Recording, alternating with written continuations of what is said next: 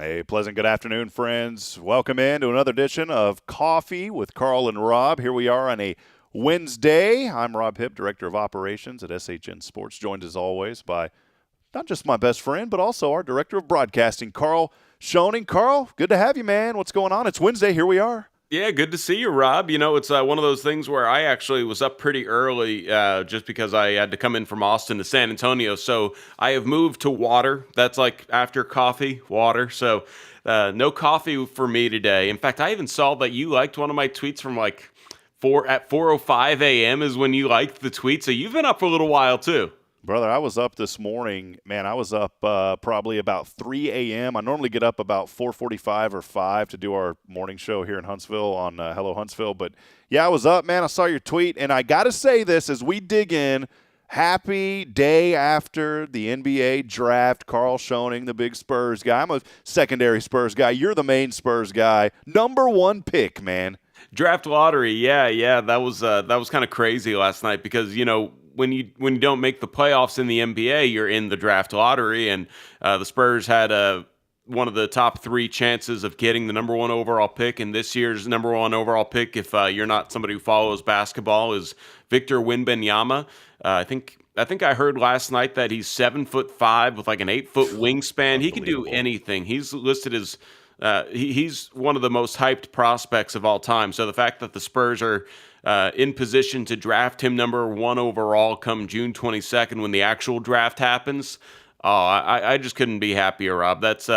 I'm going to do something I haven't done in what feels like almost a decade now, and buy NBA 2K on day one and just play with the Spurs. It's been a while since I've done that, but that's that's something that I'm going to have to do for 2K24 with Wembanyama on the Spurs. Yeah, it's going to be great. And I was just waiting for you to say his name because you do so good with pronunciations, Karl. I was just waiting. I can't wait to hear your dad on the call, by the way, saying that name as well. Oh, he's going to work so much French into his call because Wembanyama's French. So, Yeah. my dad always, when he does Spurs games, likes to, that's a Manu Tres. That was what he said for Manu's threes. And Très Bien was Tony Parker's three-point call. So, he's going to probably work in a little bit of French. And, that's part of, the fun of making your broadcast your own is he just kind of goes multilingual on that. Yeah, it's going to be fun. We're going to have fun today here for a few moments as we welcome you in again to Coffee with Karl and Rob. We try to bring you these episodes every single Wednesday around 9:30 a.m. Central.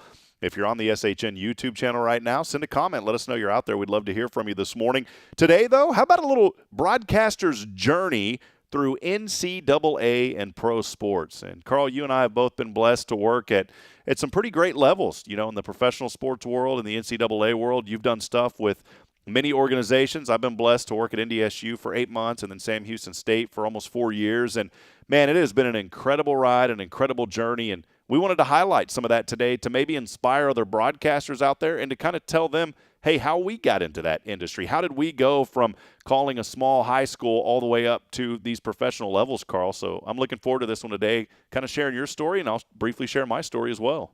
Yeah, I was pretty blessed with opportunity when I was in high school to get a chance to broadcast some games for my high school teams, such as baseball and basketball. And I started my junior year with like 10 games left, and then I was able to do some, like I think 8 basketball games my senior year, and then I don't know, almost 30 games my senior year for baseball. And I decided then, oh yeah, this is really what I want to do. So I went to Texas State University that had a student radio station that at the time they were in the Southland Conference. So students got to do a ton of broadcasts, and that was a great time for me to just kind of cut my teeth. I got to as a college student, I was kind of full of myself. I'll be honest with you, Rob. I did women's basketball. I did some men's basketball. I did some football. Definitely did a lot of baseball and softball. And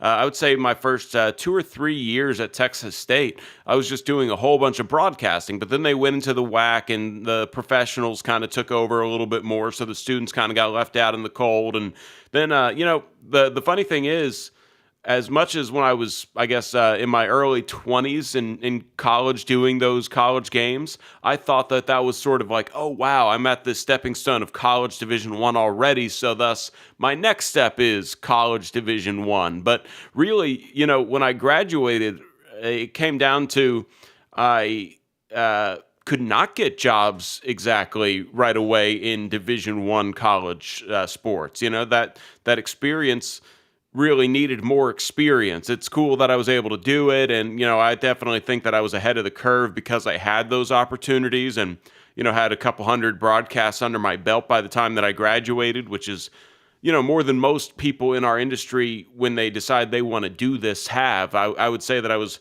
probably more experienced than most college graduates when it comes down to that. But you realize how quickly what a tough competitive industry this is because they there were not many schools that had jobs openings. And then when you look at it, really, I'll admit I'm significantly better now than I was a decade ago when Yeah. I graduated. But, that's when we started SHN Sports. And, I'd say I got to become the Spurs backup, the Austin Spurs, I should say, the Austin Spurs backup play-by-play guy in 2016, I think it was. So that was really only 5 or 6 games a year, and that was cool. That was good opportunity, but that was just kind of like I got lucky, and I was willing to be a backup, and it's just like, call me, I'll be there. And then, Was it the Toros then? Was it still the Toros, or was that no, already transitioned? they were the Spurs for a little while Okay, since yeah, then. But it yeah, transitioned. it was cool. So I was backing up Lincoln Rose, and just trying to like cliff note this for you guys.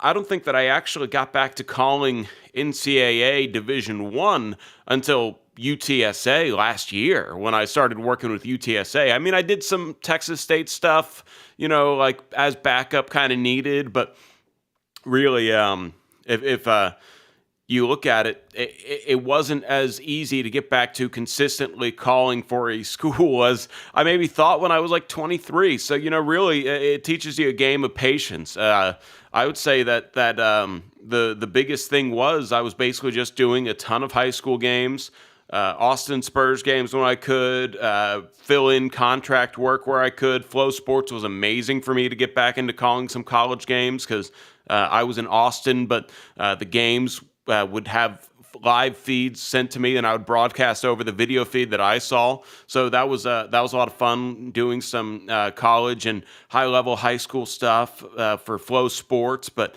really, you just got to be persistent. You got to keep an eye out, and you got to try not to get too down if you feel like you should be somewhere, but you're not going to be there because you just never know when opportunities will present themselves. And, it's one of those you have to be ready so you don't have to get ready. When something pops up, you just got to go after it. And, I think that's kind of the fun thing when it comes to sports broadcasting is you have to really love it. You can't love it when you get somewhere. You have to love it while you're doing it, no matter where you're doing it. And, I think SHN, us starting and are making our own breaks was the big part of that, Rob, because I want to say that you benefited from the most. If you bring yourself back up on the screen, I'll let you kind of start your tale. But it's one of those things where I think we started in 2015, right? It was July 2015, right after I graduated. We did Georgetown 2015. We did Georgetown 2016. And then I think fall of 2017, you somehow were able to secure us Division III NCAA Southwestern. And that was the beginning of your NCAA career, right? Yeah, it's all about relationships. And one thing, and I don't want to jump around all over the place, but I want to start and lead off by this saying you've got to be happy where you're at. You can't ever take it for granted. You've got to be happy where you're at. And I'll explain in just a couple of moments more about that. But yeah, for us, man, you remember when we started, it was just creating opportunities. If there's not an opportunity out there that you feel like is for you, go create that opportunity. And how do you do that? You do that through building relationships. And so I had a little morning show that we did on similar to what I'm doing here in Huntsville, but we did it through a local radio station. It was a nonprofit, great little radio station there in Georgetown called KGTN. And I started a show called Good Morning Georgetown. And we just talked about what was going on in the community. And one day I brought in the head coach, the head football coach of Southwestern, and he knew that I was calling for local sports through SHN.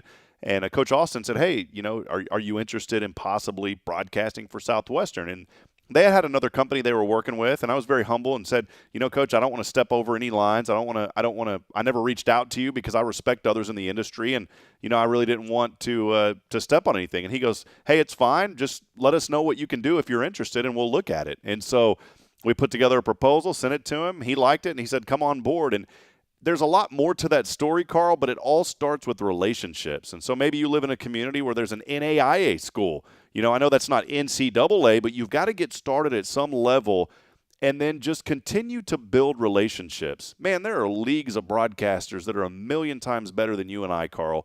And you know this, and you'll be one of the first ones to say that also.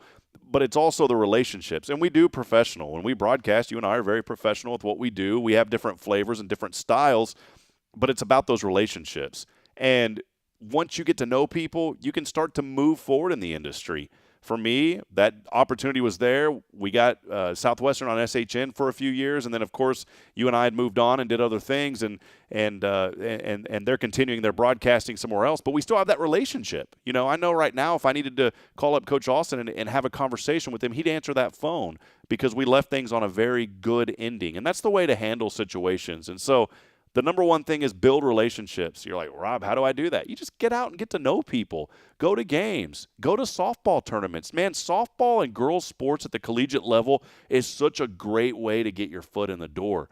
I've known a lot of people that have broadcast women's college basketball. Have a good friend who used to broadcast Kansas women's basketball. Those opportunities, you never know where they're going to lead you. And our good friend Tom Bowman at Learfield will tell you, he goes, that's one of the best ways to break into the industry is to get involved in women's collegiate sports, specifically women's basketball.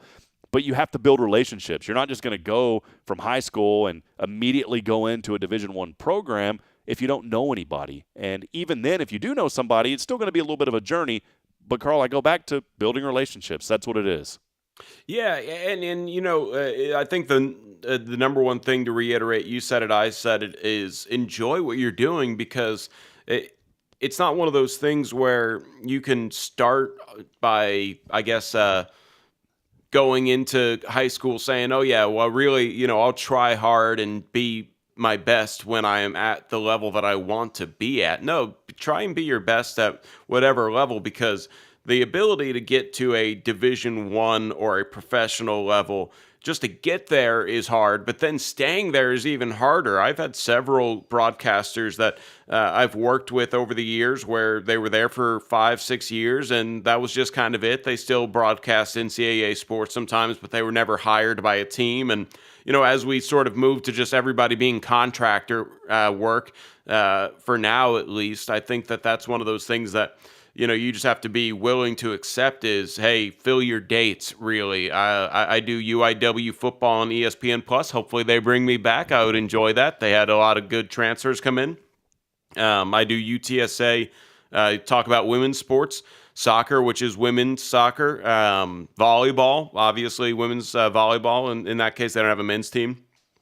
I did their softball games as a fill-in, but I did a lot of them last year as well.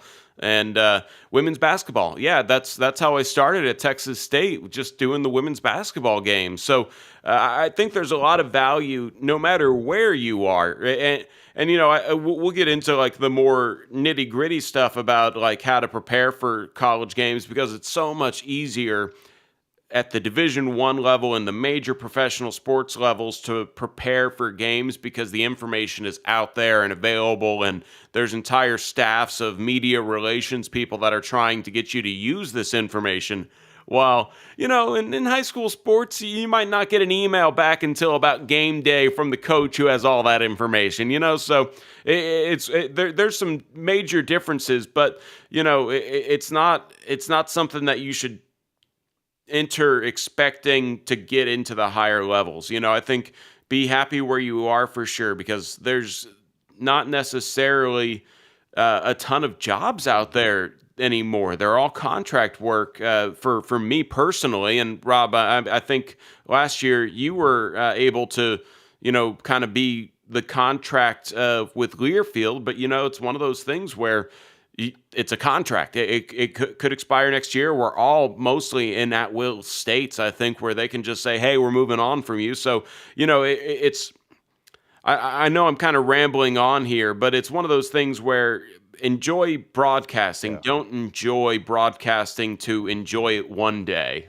I don't know if that makes sense. So we've talked about it a couple times, and don't think that just because you're doing women's sports, it's lesser than. I've thoroughly enjoyed working in women's sports. So it's I hope to be in the NBA one day. That'd be awesome, But I'd love to do WNBA stuff. I'd love to go out there and call women's soccer matches for any women's teams that might be around. So just seize any opportunity. Like I've never even really been offered a lacrosse or a rugby, but I don't know much about either of those sports, to be real with y'all, but I would study up and do lacrosse and rugby if the pay was right, really. Like I'm not going to drive up to Georgetown to do a lacrosse game for, $50 from San Antonio. That's one of the things where you have to do opportunity costs. That's an economics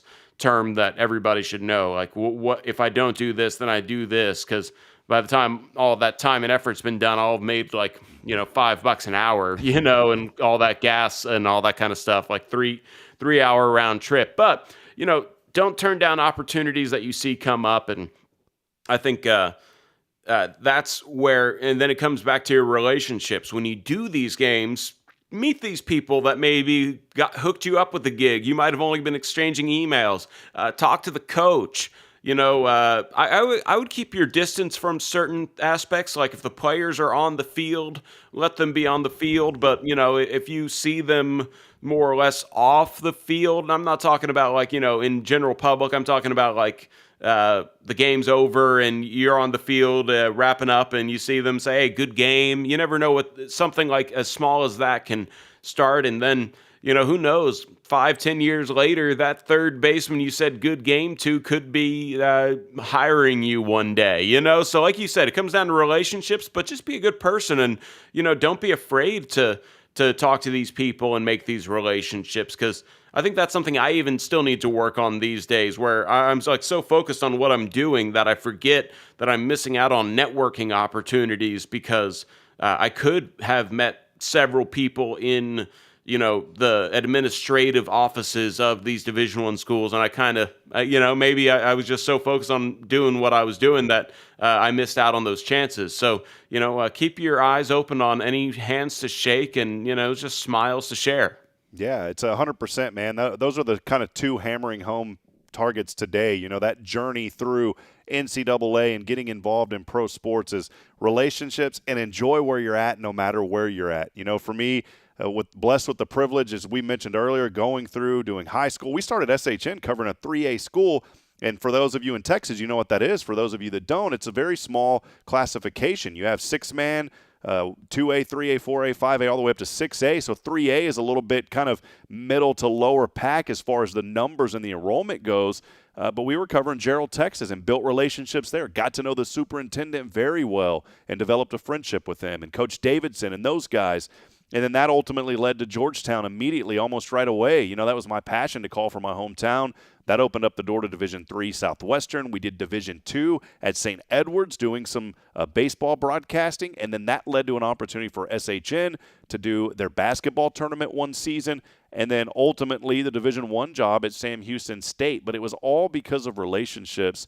And, Carl, you're right. You never know who you're going to cross paths with. I remember you and I doing a 3A softball tournament. They reached out. The SCAC reached out to us because of what we did at Southwestern, and they said, hey, would you guys be interested in broadcasting our SCAC tournament in Louisiana?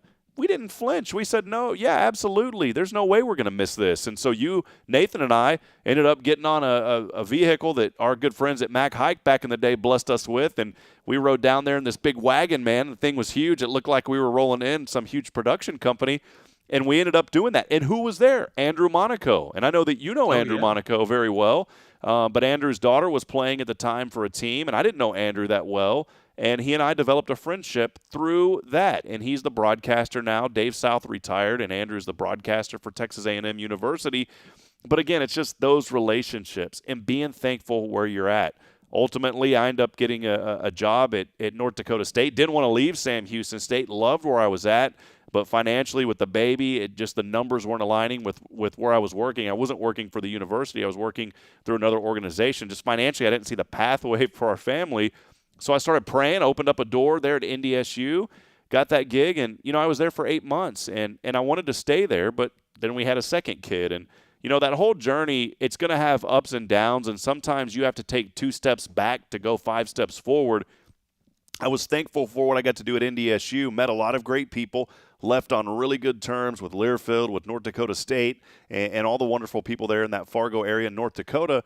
But, here I am back in Huntsville, and I'm wondering, what am I going to do? We wanted to be close to family, and I'm covering a 3A program again, kind of going back to where I started. And somebody called me, Carl, and said, you're going to cover a 3A program in high school after covering a really good FCS, 2 really good FCS programs? I said, yeah, absolutely, because for me, I love the passion of calling the games. Now, do I miss, having all this readily awesome information at my fingertips from the NCAA? Yeah, I do. But that's not why I do what I do. I remember when we started SHN, somebody went and broadcasted a small field one time, and they said, well, they didn't even serve us food. I said, man, if you're broadcasting just to eat, you're not in there, your heart's not in the right place. So that's kind of where I'm getting at. And one final remark from me, Carl, is maybe you're in an area that has a Division III or even a Division I program. How do you get your foot in the door with those programs?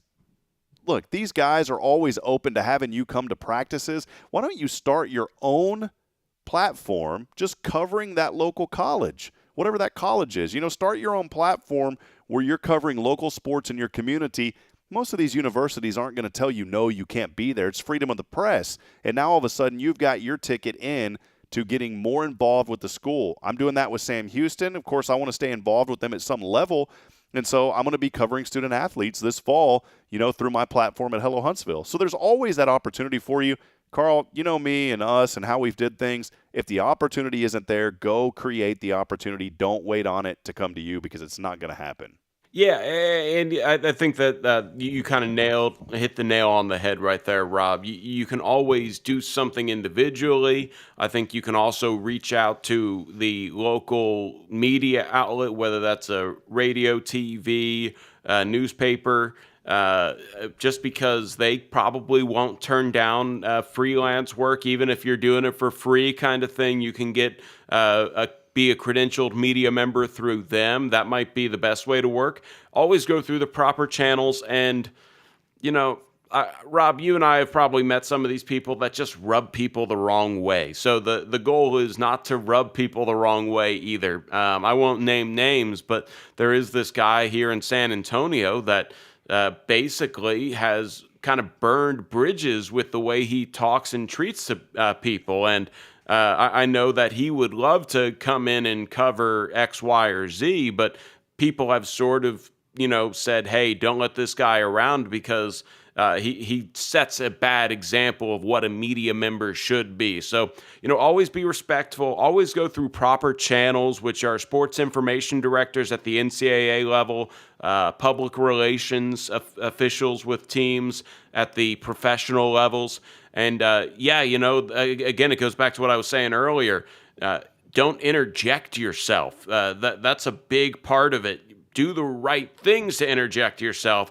Don't force your way like, oh, hey, this guy just got done warming up, shooting before a game. I'm going to go talk to the star player that's just kind of sitting on the bench chilling right now, because teams don't like that when you kind of don't go through the proper channels to communicate with their athletes or their coaches. So, go through the proper channels, be a good, cordial media member, which, I think we should probably do a whole podcast on that, Rob, because I like that. That's sort of something that it might not be as common sense as you think. And like I say, I kind of go back to this guy that has sort of gotten himself on, the do not allow list, if you will, because he just rubbed people the wrong way. He was too persistent. There's one thing about being persistent, and then there's going over the top where you're Politely probably persistent. Bugging people, Yeah. like that. That's really where, you don't want to annoy people. And I know for a fact that this guy started to try and talk to the SID. The SID kind of shot him down because he was doing something out of the norm of a typical media member that's covering the team. And then he decided to go over that SID to the athletic director. The athletic director is like, who is this? Like, right back to the SID. Like, why are they contacting me? Or, and then next thing you know, the SID is like, hey, I'm not going to work with you anymore because you kind of tried to go over my head. And that's just not how it works. So, always find the right way to handle situations depending on where you are. Maybe you are in an environment where you're so friendly with everybody and you've been around long enough that you can just walk up to the student athletes. I certainly feel that way with UTSA soccer or UTSA volleyball. If I really wanted to, I could sort of take those liberties because the SIDs are cool with me. The coaching staff is cool with me. The players maybe don't know who I am, but they've kind of heard my voice here through a couple years. Or, I have no problem just saying, hey, I'm Karl. I do the broadcast. And, I think that those are the ways to approach things where you kind of know where your boundaries are because you've been around for a while. But if you haven't been around for a little while and you're just trying to break in, go through the proper channels. I remember, Rob, when you got down there at Huntsville, and I wanted you to touch on this because I don't know exactly the whole story, but I think you took my advice.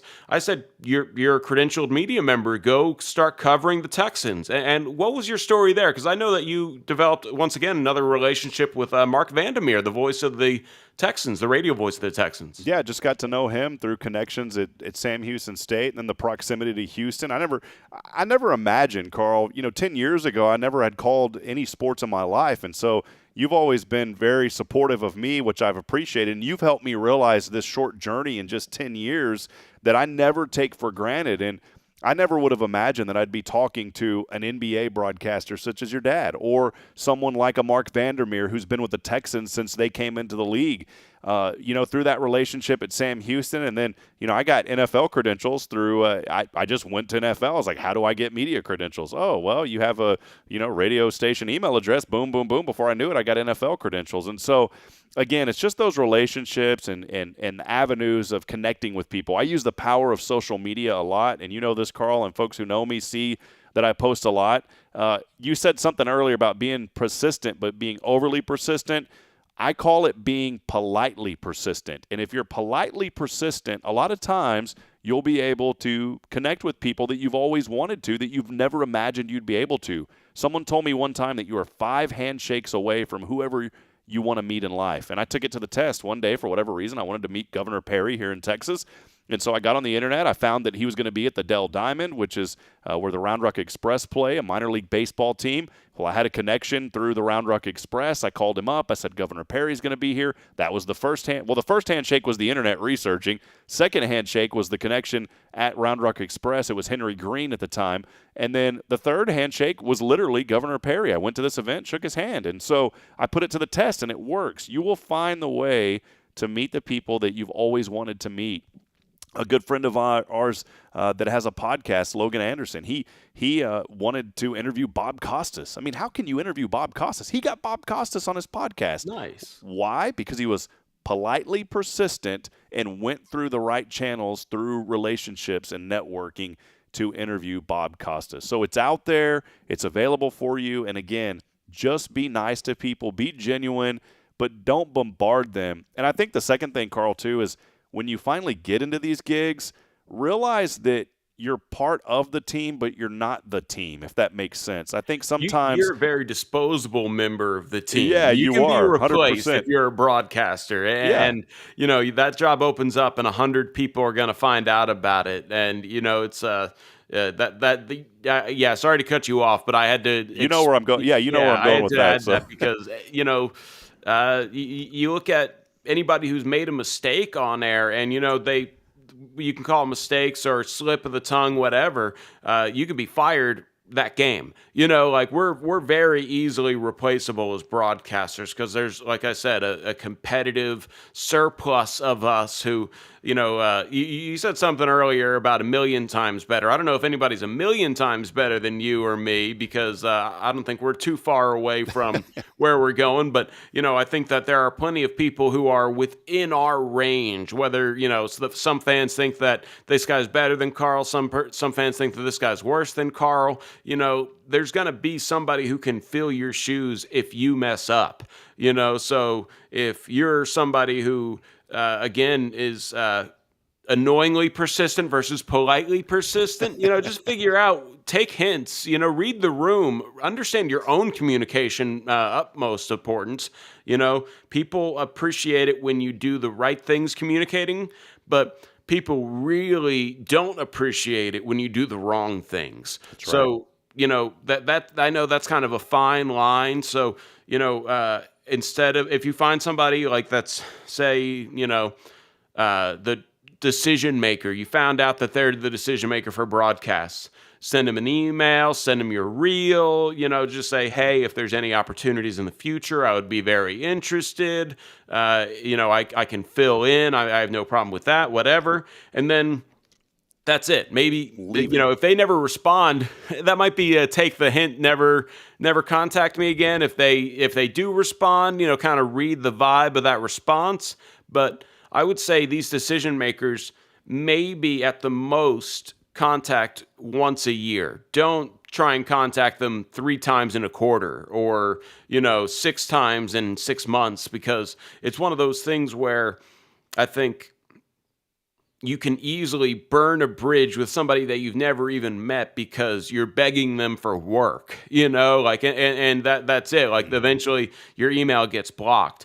And, again, politely persistent versus annoyingly persistent. Fine line, find it, be it, and also accept that, sometimes people are just looking for something else. You might not have what sounds good to them. I've always said to people, I don't really care what any individual fan who wants to share negative feedback has, as long as the person who is allowing me to broadcast is cool with it. Great. I'll listen to negative feedback. It's like, oh, you know what? You might actually have a point if you say, I do this. And it's like, you know what? I didn't even notice I was doing that. Thank you.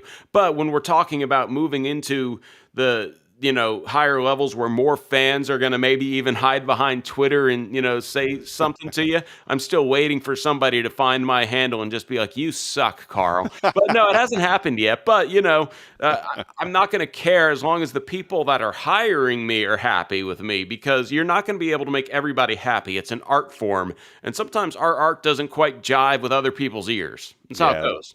Those are good points, man. And that's what it's all about, is just those relationships. Again, kind of wrapping up the relationships. Get out there, network with people, remain humble, and enjoy where you're at. I'm thoroughly enjoying covering a 3A program. Those kids have never gotten coverage at that level before. I'm loving every single minute of it. And then, going back to relationships, my alma mater reached out to me yesterday, in fact, and said, hey, we're number 6 in the nation. Nobody's covering us right now. Will you come down here and cover our regional round of the softball playoffs? I said, absolutely. So I put in the request and praying we get the opportunity to do that. Again, it's because of relationship. I didn't even know this coach personally, but she knew of me because of the relationships that I had previously at this school. So that kind of wraps it up, Karl.